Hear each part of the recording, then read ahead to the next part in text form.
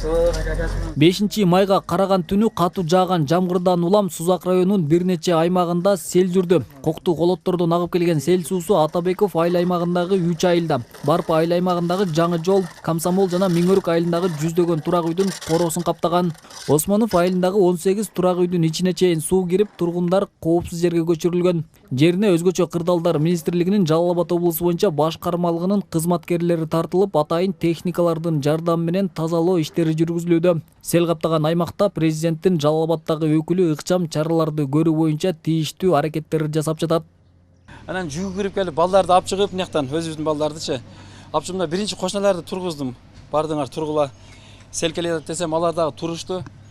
Анан антеминтикче балдарды айнектен алып чыккыча эле биринчи пас болчу, суу азайып келип атты. Резкий көтөрүлүп кетти да. Жаш балдарды бияга ташыдык. Атамын эшиги да бул. Ушу эми жарагыбыз бүт ичкери азыр неме болуп калды. Наркы менин үйүм, наркысы да. Эми бүт ага турган нерселер агып кетти. Азыр тапканча таптык, бирок билбейм, агып кетти көп нерселер. Ошол жарандык коргонуу кызматтарынын баардык күчтөрүн тартып атабыз. Бул жерде жол кызматы бар, суу чарбасы бар. Азыр бардыгына тапшырма берилди. Мен жеке өзүм дагы ушул жерде мына штаб түзүлдү бул жерде. Штабты башкарып, ушул жерде ар бир үй боюнча кандай жумуштар аткарылып атат,